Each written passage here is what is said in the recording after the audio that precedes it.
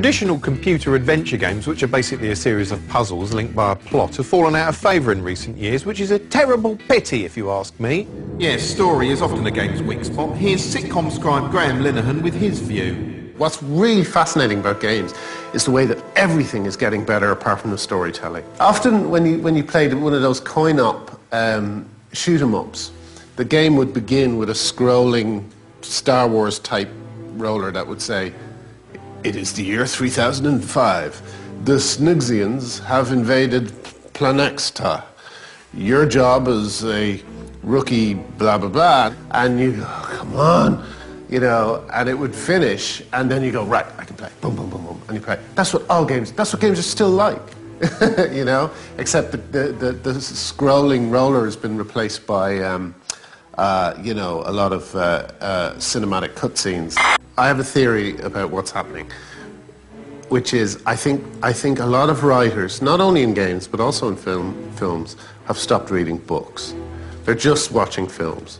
Vice City to me is a really good example of a game written by someone whose only experience of what they're writing about is through films. Oh, shit. The only thing that will give a game world and a story a bit of texture and depth and a bit of bite, a bit of traction, is research. And by research, I don't mean watching Scarface 20 times in a row.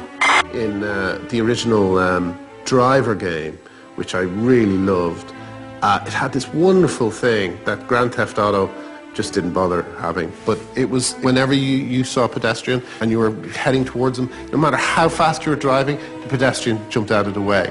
And so you not only had this kind of realistic and, you know, non-psychopathic gameplay, but you also had something that really reminded you of things like The French Connection and great kind of cop movies of the 70s. That feeling of people jumping out of the way suddenly made you feel like you were actually in a good film, whereas Grand Theft Auto makes you feel like you're in a game. I met Gabe, who wrote Left 4 Dead, and he told me that before he wrote Left 4 Dead, you know, he read up on the Spanish influenza. And you can really see that in the game, you know. There's nothing about the Spanish influenza in the game, but the feeling of a society that's broken down and the feeling of there being a world beyond the world that we're seeing is really strong. The great thing about Modern Warfare is a relationship with this guy with really cool, the coolest moustache you've ever seen. You know, I mean that in a totally platonic way. But, you know, you care about this moustache, you know, all through the game. That's just a light touch, you know. It's just, you know, you like this guy. This guy is always around. The voice acting is well done. His dialogue is quite believable.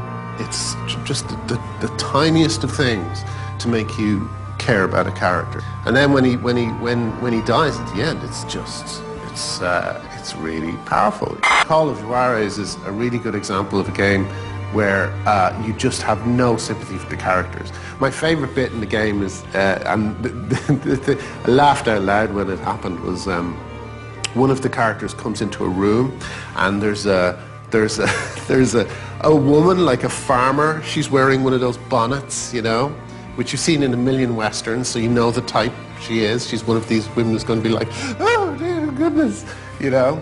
And the thing the guy says when he comes in is, "Don't move, bitch. Don't you move, bitch." I said, "What? Why are you talking like that to her? I don't want to play you." You're an idiot. The main reason games have never achieved mass public acceptance is that the general public continues to believe that most games are aimed at adolescent toss rags, so it doesn't help that some games most definitely are. The most startling recent example being this astonishing cultural artefact, 50 Cent Blood on the Sand, in which the knuckle-headed rapper 50 Cent, or Fiddy as idiots call him, is the hero. It opens with Mr. 50 entertaining the natives of an unnamed Middle Eastern country with a glittering concert where him and his muscly buddies played some records and said some rude words. But oh dear, it turns out the promoter hasn't got the money he owes 50 for the gigs, and a subtle battle of wits soon ensues. I don't have the money. It was stolen. What? By who? Men working for a gangster named Saeed Kamal. Waste this fucker. Fortunately, the promoter does have a Damien Hirst-inspired bling-encrusted skull, which he gives 50 by way of payment. Damn, look at that ice, man. The skull is priceless. You lucky motherfucker. Okay, let's roll. You know, surprisingly, this was scripted by Alan Bennett. Before long, 50 and his friends do indeed roll, but soon they run into a terrifying ambush, during which 50's skull is stolen by a hot Arabic Lara Croft type. And thus the stage is set, and we, the viewer, become the participant as we take on the role of Mr. 50 Cent. Where'd she go? That bitch took my skull. Yeah, where'd she go? That bitch that took my skull. That's the entire storyline. That bitch took my skull. Let's find her. Oh shit, ambush! Bring it on, motherfuckers! Anyway, it turns out 50 won't be able to find the bitch that took his skull without shooting 50 million people in the face. The game itself has a third-person viewpoint, which means you're constantly trailing just behind 50 Cent, which means you'd be constantly breathing in his farts. If you squeeze the left trigger, the camera zooms in closer so you can shoot people more accurately. Of course, in real life, the only time you'd find yourself staring at the back of 50 Cent's head this long is if you were sodomising him in a prison cell, which he'd enjoy. Yeah, that's right, Fiddy. You'd enjoy it. What are you going to do? Come and get me, you pussy. Just to liven things up, each time you shoot someone, a little kill timer appears at the top of the screen. It starts counting down, so if you kill someone else before it runs out, you get some bonus points. It's a stark comment on the disposable nature of human life in our commodity-obsessed culture. Refreshing stuff, maybe, yes, but politically this game is rather more naive than Noam Chomsky, Blood on the Sand, which came out last year in my imagination. Along the way, there are plenty of atrocious cutscenes detailing a story that's impossible to care about, during which 50 Cent scowls a lot and generally behaves like a prick. Where's your boss, bitch? Oh, what a massive arsehole. The game's so desperate to appear grown up, it ends up looking downright ridiculous, like an adolescent straining to grow a whispery little moustache and bragging about how many girls he's fingered. And 50's such an unsympathetic character, such an almighty dick, I don't actually want him to survive any of the firefights. In fact, I keep making him deliberately run into the scenery in the hope he'll snag his balls on the edge of a table or something. Go on, you tit. It's charmless, that's the main problem, and games never used to be short of charm. Here's Rab and Ryan of Consulvania with a look back at some warmer times. Retro is not what you think retro is, right? I bet you elsewhere on this show, right, in other parts of the show, people are going to embarrass themselves by mentioning... them as well. I'm attacking everybody, right? People are going to embarrass themselves by mentioning Mario and Zelda. That's not our past. That's not our past. We had a Mario, the Great Guiana Sisters. That was our Mario, a rip-off of Mario. That was it, and it was better than Mario. The real British retro was all about innocence. It was all about guys who didn't do it for money. You've got to remember that these, in America, it was big corporations. In Japan, big corporations churning out these games. And in Britain, just hobbyists, just guys up in their bedroom. The real British retro is about games like Hover Bother. In Hover Bother, you were a middle-aged man, right?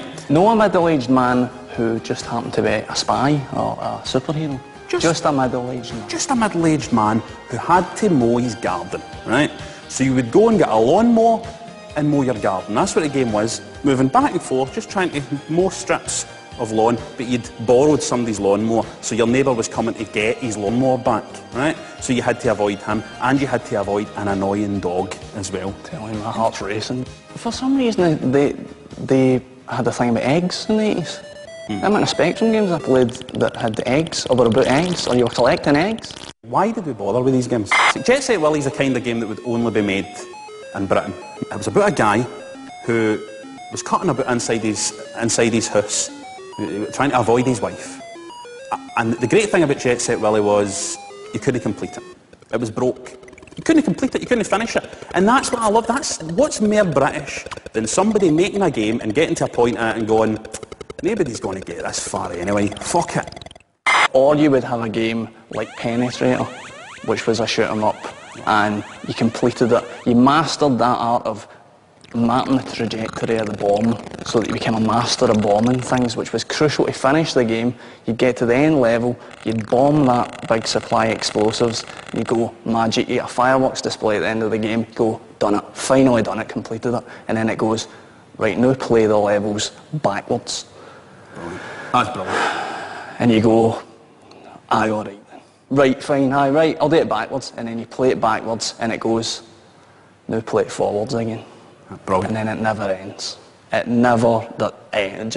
Backwards, forwards, forever. That was the beauty of retro. The charm of retro was that sound, the surreal element of it. A game I loved was Marble Madness that had this beautiful kind of plinky-plonky kind of crystal sound. It sounded kind of like a chandelier slowly falling down the stairs. You would roll a wee ball about this map.